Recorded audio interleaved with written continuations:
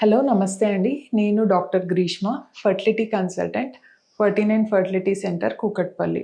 So ఈరోజు మనం twins అంటే మనకి ట్విన్స్ అనేది ఎంతవరకు అంటే మనకది ఏమన్నా అడ్వాంటేజా ట్విన్స్ అవ్వడం వల్ల, లేకపోతే మనకది డిసడ్వాంటేజా?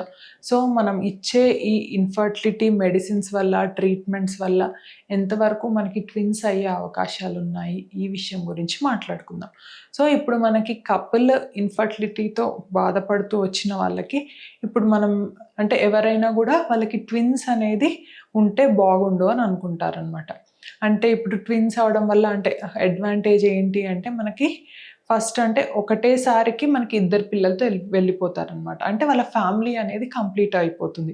సో మాటి మాటికి ఇంకా ప్రెగ్నెన్సీస్ గురించి ఆలోచించాల్సిన అవసరం అనేది ఉండదన్నమాట. సో నెక్స్ట్ వచ్చేసి ఏంటి అంటే మనకి మోస్ట్ ఇంపార్టెంట్, మనకి ఫర్టిలిటీ ట్రీట్మెంట్స్ అనేవి కొంచెం కాస్ట్లీ కాబట్టి మనకి కాస్ట్ ఎఫెక్టివ్ అనమాట. సో ఒకటే దాంతో మనకి కాస్ట్తో మనకి ఇద్దరు పిల్లలు అనేది ఉంటుంది అని ఆలోచిస్తారనమాట.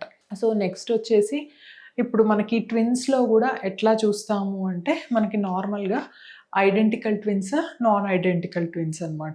సో ఈ ఐడెంటికల్ ట్విన్స్ అంటే ఏంటి అంటే ఇప్పుడు మనకి ఫామ్ అవ్వడం ఎగ్ స్పర్మ్ అయిన తర్వాత మనకి ఒకటే ఎంబ్రియో అనేది ఉంటుందన్నమాట. దాని తర్వాత మనకి ఆ ఎంబ్రియో ఒకటే ఉన్న ఎంబ్రియో మనకి తర్వాత డివైడ్ అయినప్పుడు ఫామ్ అయ్యేది అంటే ఒకటే స్పర్మ్ ఒకటే ఎగ్ వల్ల వచ్చిన ఎంబ్రియో కాబట్టి దాని డివిజన్ వల్ల మనకి ట్విన్స్ వస్తున్నారు కాబట్టి వీటిని ఐడెంటికల్ ట్విన్స్ అంటాం అనమాట. సో అంటే ఉండడం కూడా ఇవి సేమ్ సెక్స్ అనేవి ఉంటాయి అన్నమాట, ఎందుకంటే ఒకటే ఎంబ్రియోతో ఫామ్ అయినవి కాబట్టి. నెక్స్ట్ అట్లా కాకుండా నాన్ ఐడెంటికల్ ట్విన్స్ అంటే మనకి ఎగ్ వేరే స్పర్మ్ వేరే ఉంటుంది.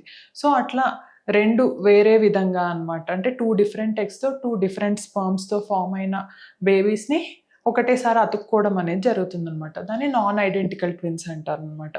ఇది మనకి సేమ్ ఉండొచ్చు జెండర్, లేకపోతే డిఫరెంట్ ఉండొచ్చు అనమాట, ఎందుకంటే వేరే వేరే కాబట్టి స్పర్మ్ కానీ ఎగ్ కానీ.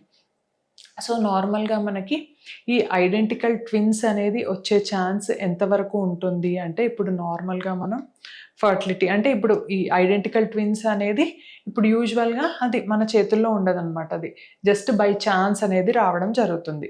సో ఇప్పుడు మనం డే 3 ట్రాన్స్ఫర్ చేసామనుకోండి, సో అంటే ఇప్పుడు ఈ డే 3 ట్రాన్స్ఫర్ చేసినప్పుడు 2 or 3 ఎంబ్రియోస్ని వేస్తారనమాట. సో అట్లా మనకి బాగున్న ఒక ఎంబ్రియో డివైడ్ అయ్యి ఐడెంటికల్ ట్విన్స్ వచ్చే ఛాన్స్ ఒక 1-2% ఉంటుందన్నమాట. లేదు మనం డే 5 ఎంబ్రియోస్ వేసామనుకోండి, అంటే కొంచెం ఇంకా బ్లాస్టోసిస్ట్ అనమాట, ఇంకా కొంచెం పొటెన్షియల్ ఎక్కువ ఉన్న ఎంబ్రియోస్ వేస్తే మనకి ఒక ఎంబ్రియో వేసినా కానీ ఐడెంటికల్ ట్విన్స్ వచ్చే ఛాన్స్ ఒక 2-3% ఉంటుందన్నమాట. ఇంకా మనం వేరే టెక్నాలజీ అంటే ఇప్పుడు లేజర్ అసిస్టెడ్ హ్యాచింగ్ అంటే మనం అవుటర్ ఎంబ్రియో షెల్ని బ్రేక్ చేసే టెక్నాలజీ అనమాట. దీనివల్ల ఇంకా 1% అనమాట, 3-4% మనకి ట్విన్స్ వచ్చే ఛాన్స్ అనేది ఉంటుందన్నమాట.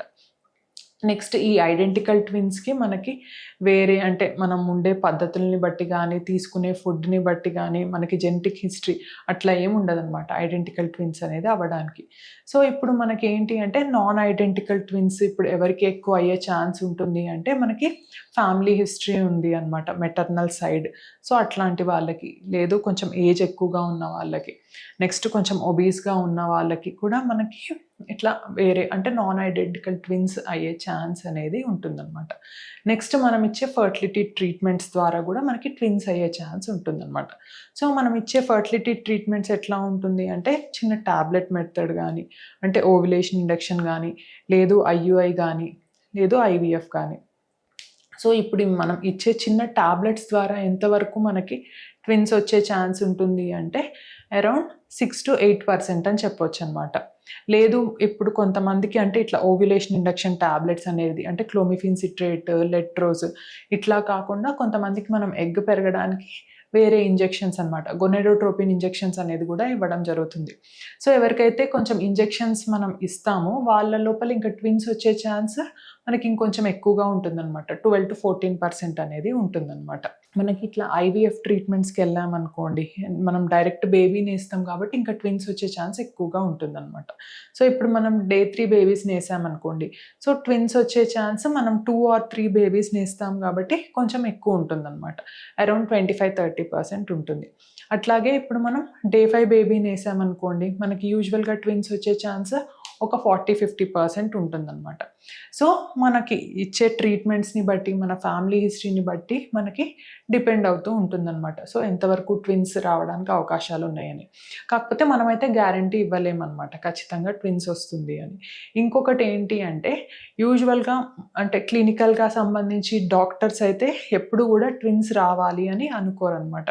ఎందుకంటే వన్స్ మనకి ట్విన్స్ ఉన్నారు, ట్విన్స్ వచ్చారు అంటే అది మనకి హై రిస్క్ ప్రెగ్నెన్సీ కిందికి వస్తుందన్నమాట. మదర్లో ఏంటి మనకి బీపీ కానీ, మనకి రక్తహీనత కానీ, షుగర్ కానీ, ఇంకా ముఖ్యంగా మనకి ప్రీటర్మ్ అబార్షన్స్ కానీ, ముందే బేబీ డెలివరీ అవ్వడం కానీ, ఇట్లాంటి రిస్క్స్ అనేవి చాలా ఎక్కువగా ఉంటాయి అన్నమాట. సో అంటే మనకి చాలా వరకు మానిటరింగ్ అనేది అవసరం ట్విన్ ప్రెగ్నెన్సీకి. నెక్స్ట్ వచ్చేసి ఒకవేళ మనకి బేబీ తొందరగా డెలివరీ అయిందనుకోండి, సో ఐసీయూ అంటే కొంచెం ఎన్ఐసీయూ అంటే బేబీని ఎక్కువ రోజులు పెట్టడము, జాండిస్, సో ఇట్లా మనకి కొంచెం నియోనేటల్ కాంప్లికేషన్స్ అనేవి కూడా ఎక్కువగా ఉంటాయి అన్నమాట. సో డాక్టర్ అంటే మా పరంగా కూడా ఎప్పుడు యూజువల్గా సింగిల్ హెల్దీ బేబీ అనే కోరుకుంటాం అనమాట. ఎప్పుడు కూడా ట్విన్స్ అవ్వాలి అని అనుకోమన్నమాట. ఎందుకంటే మన యుట్రస్ అనేది ఏదైతే ఉందో అది ఎప్పుడు కూడా సింగిల్ బేబీ క్యారీ చేయడానికి అనుగుణంగా ఉంటుందన్నమాట. వన్స్ ట్విన్స్ ఉన్నారు అంటే ఇట్లా లెస్ వెయిట్ బేబీస్, ముందు ప్రీటర్మ్ లేబర్ ఇట్లా అయ్యే ఛాన్స్లు అనేవి మనకి ఎక్కువగా ఉంటాయన్నమాట. సో ఇట్లా మనకి అంటే నార్మల్గా మనం ట్విన్స్ అనేది మన ఫర్టిలిటీ ట్రీట్మెంట్స్ వల్ల కూడా ఎక్కువగా అయ్యే ఛాన్స్ అనేది ఉండొచ్చండి. Thank you.